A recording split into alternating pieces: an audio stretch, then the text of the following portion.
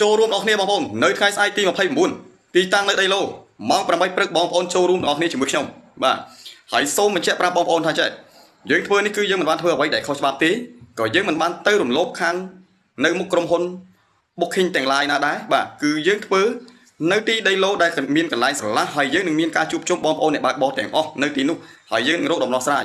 បាទសូមបញ្ជាក់ប្រាប់បងប្អូនថាយើងមិនបានធ្វើអ្វីដែលខុសច្បាប់ទេសូមបងប្អូនកុំភ័យហើយសូមបងប្អូនជួយចូលរួមទាំងអស់គ្នានៅទីនោះដើម្បីបង្ហាញទូរលេខទិដ្ឋភាពទាំងអស់ហ្នឹងប្រាប់បញ្ជាក់ទៅប្រាប់ក្រុមហ៊ុនថាពួកបងប្អូនអ្នកបើកបរកង់3របស់យើងទាំងអស់គ្នាហ្នឹងគឺយើងមិនអាចទទួលបាននៅតម្លៃដែលក្រុមហ៊ុនដាក់ឲ្យយើងដូចសប្តាហ៍នេះទេគឺយើងមានពីរជំរើសដែលយើងចង់បានទី1បញ្ចុះកម្រៃជើងសាររបស់ក្រុមហ៊ុនឲ្យនៅទាបបន្តិចទី2គឺយើងចង់បានតម្លៃឲ្យបានខ្ពស់ជាងនឹងបន្តិចបាទនេះជាជំរើសដែលយើងចង់ធ្វើដែលយើង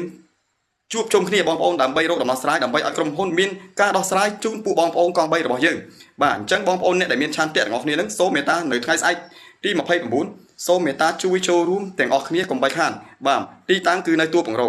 បាទអញ្ចឹងទេបងប្អូនដែលមានឆន្ទៈមុខមុតដែលពីមុនធ្លាប់តែសួរខ្ញុំថាតើជួបគ្នានៅថ្ងៃណាបងទីប្រហែលខែណាឥឡូវខ្ញុំសូមបញ្ជាក់ប្រាប់បងប្អូននៅថ្ងៃនៅវីដេអូនេះតែម្ដងគឺនៅថ្ងៃស្អែកទី29ម៉ោង8ព្រឹកទីតាំងគឺនៅទួលបង្រោដីឡូបាទបងប្អូនអាចជិះដ្រូអាចនេះទៅបងប្អូនអាចឆាតសួរខ្ញុំក៏បានដែរបាទហើយខ្ញុំសង្ឃឹមថាបងប្អូនអ្នកបើកបរកង់3មួយចំនួនបងប្អូនអាចឃើញការផ្សព្វផ្សាយប្រហែលថ្ងៃនេះបងប្អូនឃើញហើយអញ្ចឹងខ្ញុំមិនបាច់ប្រាប់អីច្រើនទេបងប្អូនអាចរកដោយខ្លួនឯងបាន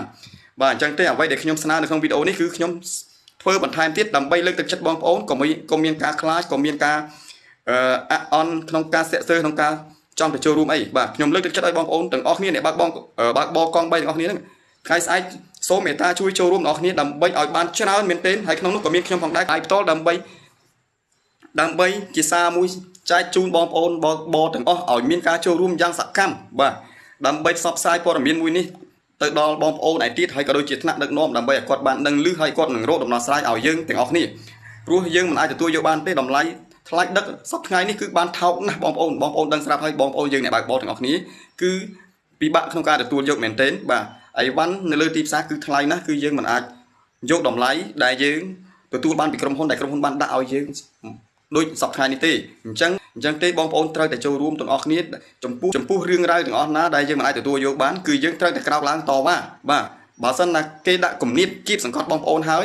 ដោយតម្លៃសេវាកម្មរាល់ថ្ងៃនេះដែលយើងទទួលបានពីក្រុមហ៊ុននេះគឺយើងមិនអាចទទួលយកបានទេអញ្ចឹងទេបងប្អូនត្រូវតែមានការក្រោកឡើងតវ៉ាបាទការក្រោកឡើងតវ៉ានោះគឺមិនមែនជារឿងខុសច្បាប់ទេបាទគឺជារឿងដែលទាមទារនៅចំណុចណាដែលមិនល្អដើម្បីឲ្យខាងក្រុមហ៊ុនរកដំណោះស្រាយចែកជូនដល់បងប្អូនអញ្ចឹងទេបើបងប្អូនមិនក្រោកឡើងមិនទាមទារទេបងប្អូននៅតែឲ្យគេជន់ហើយបងប្អូននៅតែទទួលបានកម្រៃជើងសារតែប៉ុណ្ណឹងបងប្អូនមិនអាច